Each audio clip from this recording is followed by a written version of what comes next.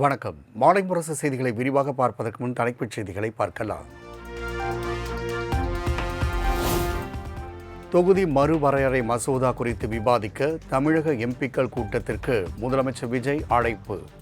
நாளை சென்னை சேப்பாக்கம் கலைவாணர் அரங்கத்தில் நடக்கும் கூட்டரங்கில் கலந்து கொள்ளுமாறு தனித்தனியாக கடிதம்.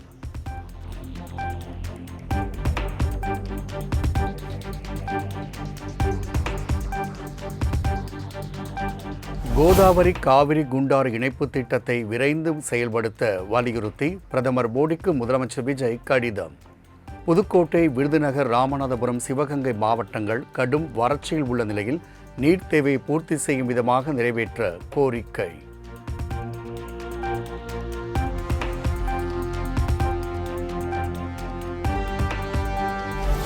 இலங்கை கடற்படையினரால் கைது செய்யப்பட்டுள்ள 11 மீனவர்களை விடுவிக்க நடவடிக்கை எடுக்க கோரி மத்திய அமைச்சர் ஜெய்சங்கருக்கு முதல்வர் விஜய் கடிதம்.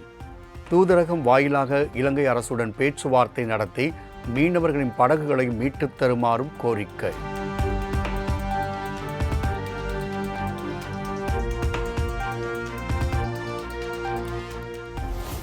மாநிலங்களுக்கு நியாயமான நிதி பகிர்வு கோரி தனி தீர்மானம் சட்டப்பேரவையில் இன்று தாக்கல் செய்கிறார் நிதியமைச்சர் மரிய வில்சன்.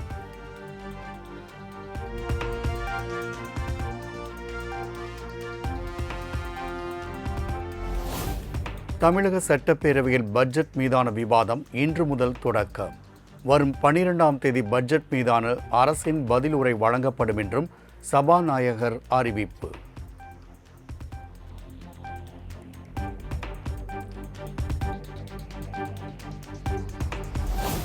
பயிர் விளைச்சலில் சாதனை புரியும் 30 விவசாயிகளுக்கு மக்கள் சேவகர் அஞ்சலி அம்மாள் பெயரில் விருது வழங்கப்படும். 5 விவசாயிகளுக்கு சிறந்த உயிர்ம விவசாயிக்கான நம்மாழ்வார் விருதும் வழங்கப்படும் எனவும் வேளாண் பட்ஜெட்டில் அறிவிப்பு.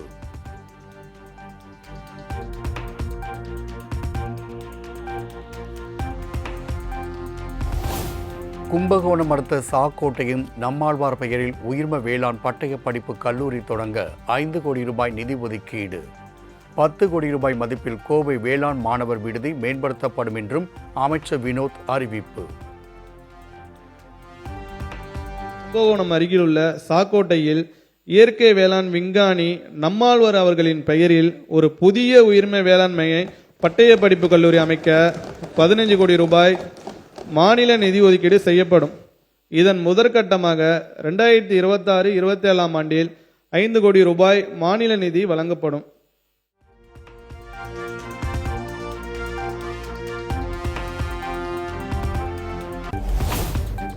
விவசாயிகளுக்கு இலவச மும்முனை மின்சாரம் வழங்க ஏதுவாக மின் வாரியத்திற்கு 7,432 கோடி ரூபாய் வழங்கப்படும். பட்ஜெட்டில் வேளாண் துறை அமைச்சர் வினோத் அறிவிப்பு. வழங்கப்படும் இலவச மும்முனை மின்சார சேவையானது இவ்வரசால் எவ்வித தடையுமின்றி தொடர்ந்து வழங்கப்பட வேண்டும் என்று அறிவுறுத்தியுள்ளார்கள். அதன்படி 2026-27 ஆண்டில் இலவச மின் இணைப்புகளுக்கான கட்டண தொகையாக தமிழ்நாடு மின் பகிர்மான கழகத்திற்கு 7,432 கோடியே 58 லட்சம் ரூபாய் வழங்கப்படும்.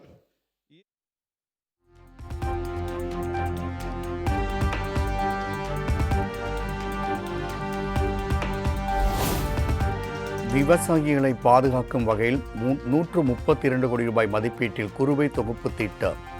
குறுவை பயிர் காப்பீட்டிற்கு மாநில அரசின் பங்கு தொகையாக 648 கோடி ரூபாய் ஒதுக்கீடு செய்ததாக அமைச்சர் வினோத் தகவல்.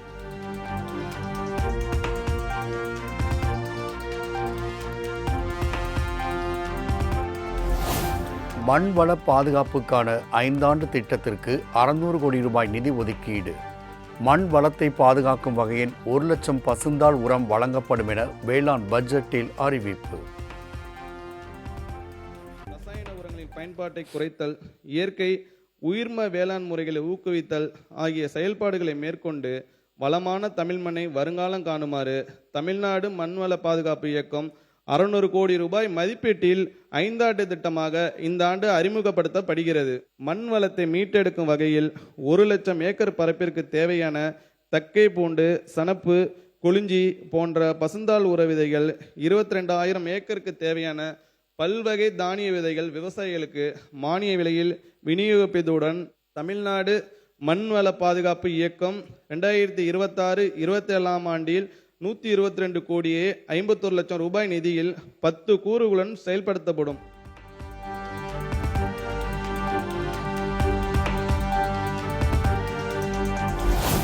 பயிர் வகைகள் எண்ணெய் வித்து பயிர்களில் தன்னிறைவுக்கான இயக்கத்திற்காக 203.64 கோடி ரூபாய் ஒதுக்கீடு. சிறுதானியங்களின் சாகுபடி பரப்பு உற்பத்தி திறனை அதிகரிக்க சிறுதானிய இயக்கத்திற்கு 63.81 கோடி ரூபாய் நிதி ஒதுக்கீடு. பயிர் வகைகள் மற்றும் எண்ணெய் வித்துகள் சாகுபடி விற்பனை அதிகரித்து அடுத்த 5 ஆண்டுகளில் உற்பத்தியில் தன்னிறைவு அடையும் வகையில் பயிர் வகையில் 65 கோடியே 28 லட்சம் ரூபாயிலும் உணவு எண்ணெய் வித்துகளில் 138 கோடியே 36 லட்சம் ரூபாயிலும் ஆக மொத்தம் 203 கோடியே 64 லட்சம் ரூபாய் ஒன்றிய மாநில நிதி ஒதுக்கீட்டில் பயிர் வகைகள் மற்றும் உணவு எண்ணெய் வித்துகள் தன்னிறைவுக்கான இயக்கம் செயல்படுத்தப்படும். கம்பு, சோளம், கேழ்வரகு போன்ற சிறுதானியங்களின் சாகுபடி பரப்பு உற்பத்தி திறனை அதிகரிக்கும் நோக்கில் தமிழ்நாடு சிறுதானிய இயக்கம் செயல்படுத்தப்பட்டு வருகிறது.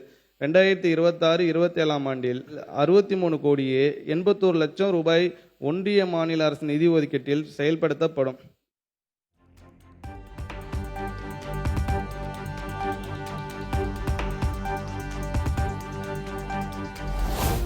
இரண்டாயிரத்து 26-27 நிதியாண்டுக்கான திருத்திய நிதிநிலை அறிக்கையை தாக்கல் செய்த அமைச்சர்கள் மரிய வில்சன் வினோத்திற்கு முதல்வர் விஜய் பாராட்டு. தொலைநோக்கு பார்வையுடன் தாக்கல் செய்த பட்ஜெட் மாணவர்கள், இளைஞர்கள், பெண்கள் என அனைவருக்கும் பயனளிக்கும் என எக்ஸ் பதிவு.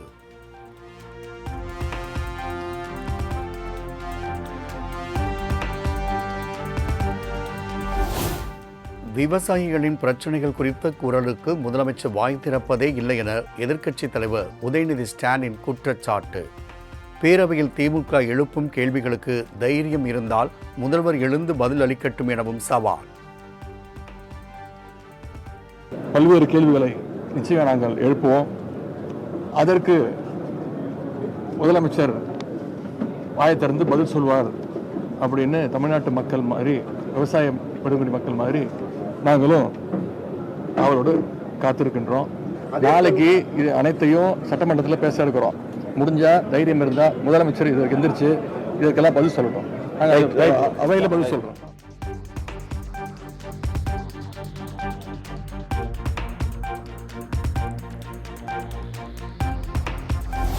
தாவேக அரசின் வேளாண் பட்ஜெட் விவசாயிகளுக்கு நன்மை கிடைக்கும் பட்ஜெட்டாக இல்லை. இனிக்க பேசி விவசாயிகளை தாவேக அரசு ஏமாற்றிவிட்டதாக எடப்பாடி பழனிசாமி விமர்சனம். வாசித்தார், ஆனால் அதில் ஒரு முக்கியமான திட்டம் ஒன்றும் இடம்பெறவில்லை.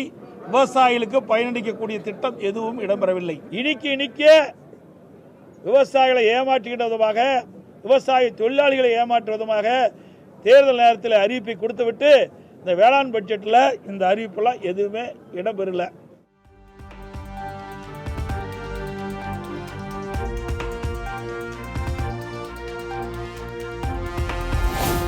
திராவிட மாடல் அரசின் திட்டங்களின் மேல் வெற்றி என்ற லேபிளை ஒட்டினால் வேலை முடிந்ததென்று நினைக்கிறதா தாவேக அரசு? வறட்சி பற்றி பேசாமல் புகழ்ச்சி பாடி முதலமைச்சரின் உச்சிகுளிர பாராட்டு மழை பொழிய பயன்பட்டதுதான் இந்த பட்ஜெட் எனவும் மு.க. ஸ்டாலின் விமர்சனம்.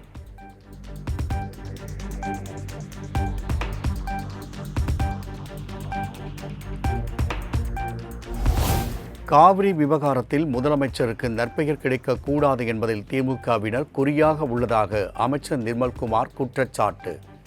கடந்த கால ஆட்சியில் கொண்டு வரப்பட்ட திட்டங்களுக்கு ஸ்டிக்கர் ஒட்ட வேண்டிய அவசியம் இல்லை என்றும் விளக்கம். எப்படியாவது முதல்வருக்கு அண்ணன் விஜய் அவர்களுக்கு பேர் கடிச்சு விடக்கூடாதுன்னு திமுக செயல்பட்டு இருக்கு. அவங்களோட அலைண்டா இன்னைக்கு அதிமுக அவங்க என்ன சொல்ல நினைக்கிறாங்களோ அதை சொல்ல முடியாத விஷயத்தில் அதிமுக மூலம் சொல்லிட்டு இருக்காங்க. இதற்கெல்லாம் நம்ம கூப்பிட்டு அவங்கள வச்செல்லாம் பேசினால் எந்த முடிவும் எட்டப்படாது.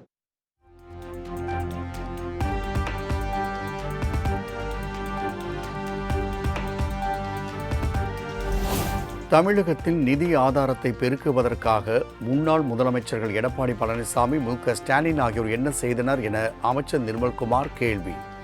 மகளிர் உரிமைத் தொகை குறித்த கேள்விக்கு நிதி நிலைமை சீரானதும் மேலும் பல திட்டங்கள் நிறைவேற்றப்படும் என்றும் உறுதி. என்ன செஞ்சீங்க? புதிய ஆதாரத்தை பெருக்கிறதுக்கு திரு எடப்பாடி அவர்கள் என்ன செஞ்சாரு? எதுவும் செய்யல. சரி, 5 வருஷத்துக்கு முன்னாடி திரு ஸ்டாலினும் திரு உதயநிதி அவர்களும் இதே இடத்துல தான் வந்து போனாங்க. அப்போ நீங்க புதிய அளவில் நிதி ஆதாரத்தை பெருக்க என்ன செஞ்சீங்க? எதுவும் செய்யல. அதில் பெரும்பாலான திட்டங்கள் நம்ம சொன்னதில் எல்லாமே நிறைவேற்றிட்டு வரோம். இன்னும் ஒரு சில திட்டங்கள் கண்டிப்பாக நிதி ஆதாரத்தை சரி செய்த பிறகு கண்டிப்பாக முதல்வர் அறிவிப்பார்.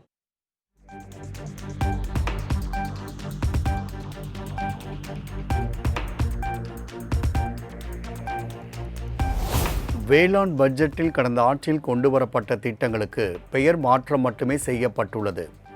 விவசாயிகளுக்கு உரிய நிவாரணம் வழங்கும் வகையில் பட்ஜெட்டில் எவ்வித அறிவிப்பும் இல்லை என பிரேமலதா பேட்டி.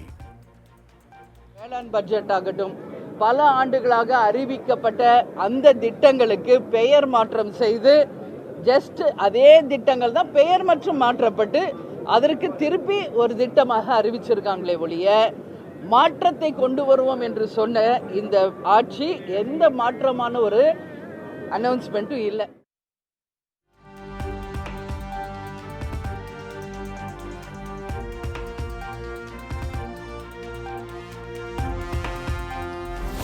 தமிழக மக்கள் எதிர்பார்த்தபடி பொது மற்றும் வேளாண் பட்ஜெட்டில் எந்தவிதமான முன்னேற்றங்கள், புதிய அறிவிப்புகள் இல்லை. காலி பாத்திரம் அதிகமாக சத்தம் போடும், அதுபோன்றுதான் உள்ளது பட்ஜெட் எனவும் பாஜக மாநில தலைவர் நைனா நாகேந்திரன் விமர்சனம். நிறைய திட்டங்கள் அறிவிப்போன்னு சொன்னாங்க, சூறாவளி பட்ஜெட் சொன்னாங்க. ஆனால் அந்த பட்ஜெட்டில் திருப்பி பார்த்தா ஒன்றுமே இல்லை, வெறும் எம்டி வெசல்ஸ் தான் இது. இதில் ஜென்சியை பார்த்தீங்கன்னா ஜென்சிக்கு யாருக்குமே பெரிய அறிவிப்புகள் இல்லை. இளைஞர்களுக்கு, ஜென்சி இளைஞர்களுக்கு நிறைய திட்டங்கள் எதிர்பார்த்தாங்க, எந்த விதமான அறிவிப்புகளும் அதில் இல்லை.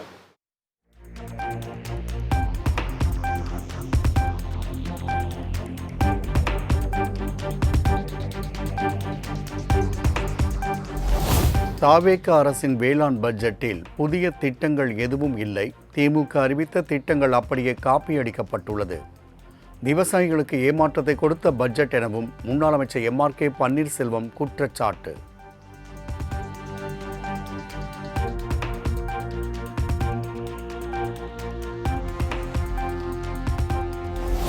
கடின உழைப்பின் மூலம் துணிகளை தயாரித்து வரும் நெசவாளர்களிடம் ஏதாவது ஒரு கைத்தறி பொருட்களை வாங்குங்கள். இந்திய கைத்தறித்துறையின் பன்முகத்தன்மையை பிரபலப்படுத்த மாட்டோம் என கைத்தறி தினத்தை முன்னிட்டு பிரதமர் மோடி வலியுறுத்தல்.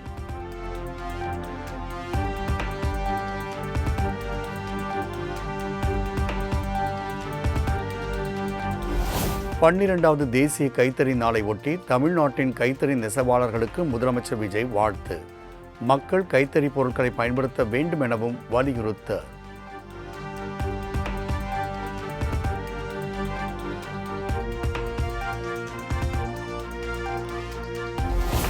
பன்னிரண்டாவது தேசிய கைத்தறி நாளை முன்னிட்டு சென்னையில் இன்று வெற்றி தறி விற்பனை நிலையத்தை தொடக்கி வைக்கிறார் முதலமைச்சர் விஜய்.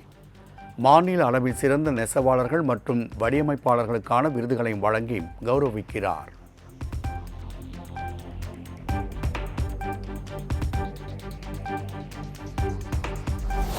மறைந்த முன்னாள் முதலமைச்சர் கருணாநிதியின் 8ஆம் ஆண்டு நினைவு தினம் இன்று அனுசரிப்பு. திமுக தலைவர் மு.க. ஸ்டாலின் தலைமையில் அமைதி பேரணி.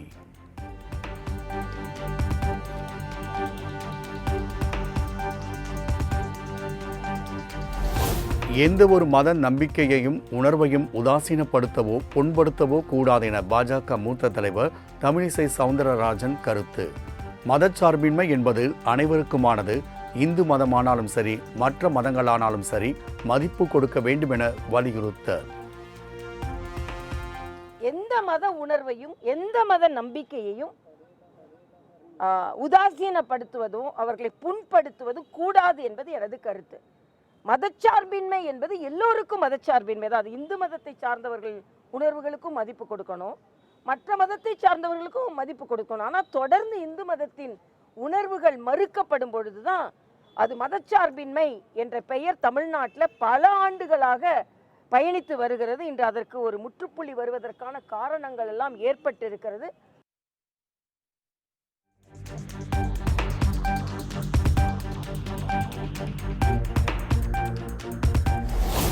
டாஸ்மாக் கடைகளில் விற்கப்படும் மதுபானங்கள் ஆன்லைனில் விற்கப்பட மாட்டாது என அமைச்சர் விக்னேஷ் விளக்கம். ஆன்லைன் ஆர்டர் என்பது கூடுதல் விலையை தடுப்பதற்கான முதற்கட்ட நடவடிக்கை எனவும் பேட்டி. தொழிலாளர்களோட பணி சுமையை குறைக்கிறதுக்கும் அந்த கேஷ் ஹேண்ட்லிங் சொல்லுவாங்கள்ல, பணம் வாங்கி பணம் கொடுக்கறதுல இருக்கக்கூடிய அந்த சிரமங்களை தடுப்பதற்கும் இந்த முறைகேடாக அந்த 10 ரூபா வாங்குறதும் பெரிதளவும் குறையும். ஸோ அதனால் இதை வந்து தவறான முறையில் ப்ரொஜெக்ட் பண்ண முயற்சி பண்ணுறாங்க. அப்படி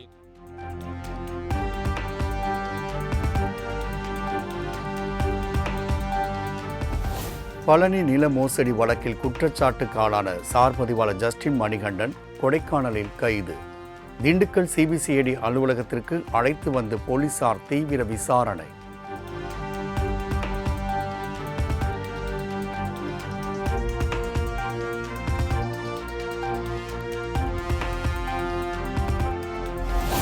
கனிம வளத்துறை அதிகாரிகள் நேர்மையுடன் செயல்பட வேண்டும் என உயர்நீதிமன்ற மதுரை கிளை அறிவுறுத்தல். சட்டவிரோத குவாரிக்கு துணை போன அதிகாரிகள் மீது எடுக்கப்பட்ட நடவடிக்கை என்ன என தமிழ்நாடு அரசுக்கு கேள்வி.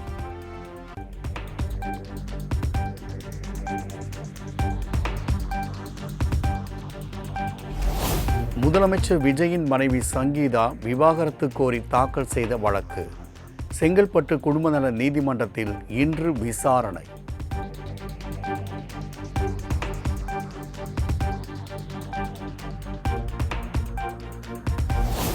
இளைஞர் கொலை வழக்கில் ராக்கெட் ராஜா உள்ளிட்ட 11 பேர் விடுதலை. நெல்லை முதலாவது கூடுதல் மாவட்ட நீதிமன்றம் தீர்ப்பு.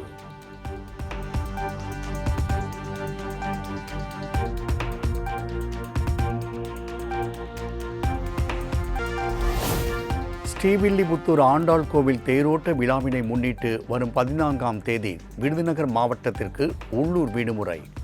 மாவட்ட ஆட்சியர் உத்தரவு.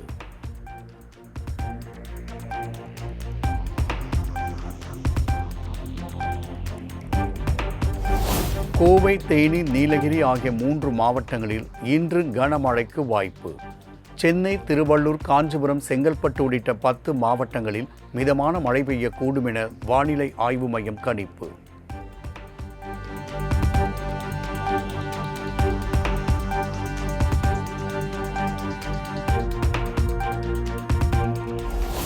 பிரதமர் மோடியை தொலைபேசி மூலம் தொடர்பு கொண்டு இஸ்ரேல் பிரதமர் பெஞ்சமின் நேட்டன்யாகு பேச்சு. மேற்காசிய போர் மற்றும் இரு நாடுகளின் பரஸ்பர நலனுக்கான பல்வேறு துறைகளின் ஒத்துழைப்பை மேலும் வலுப்படுத்துவது குறித்து பேசியதாக தகவல்.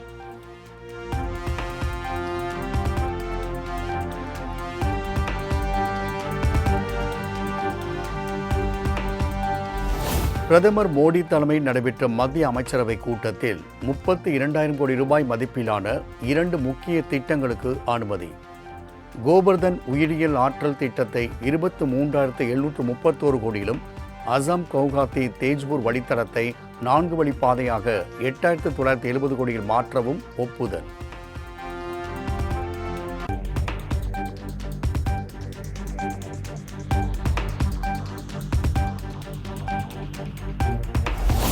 யூபிஐ பரிவர்த்தனைக்கு கட்டணம் வசூலிக்க வழிவகுக்கும் வரி விதிப்பு மற்றும் பிற சட்டங்கள் திருத்த மசோதா மக்களவையில் நிறைவேற்றம். பண பரிவர்த்தனை மற்றும் தீர்வு அமைப்புகள் சட்டம் 2007 திருத்தங்களை செய்தது மத்திய அரசு.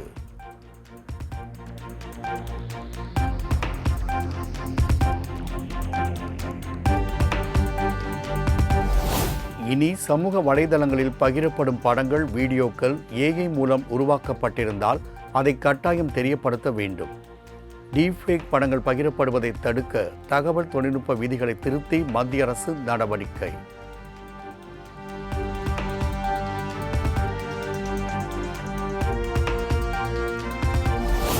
வங்கதேசத்தில் ஜனாதிபதி தேர்தல் ஆகஸ்ட் 20ஆம் தேதி நடைபெறும் என அந்நாட்டு தேர்தல் ஆணையம் அறிவிப்பு.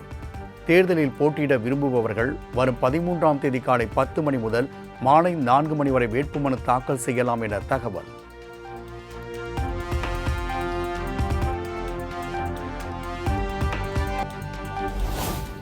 டிஎன்பிஎல் கிரிக்கெட் போட்டியில் கோவை கிங்ஸ் அணி அபார வெற்றி. சேலம் ஸ்பார்டன்ஸ் அணியை 34 ரன்கள் வித்தியாசத்தில் வீழ்த்தி அசத்தல்.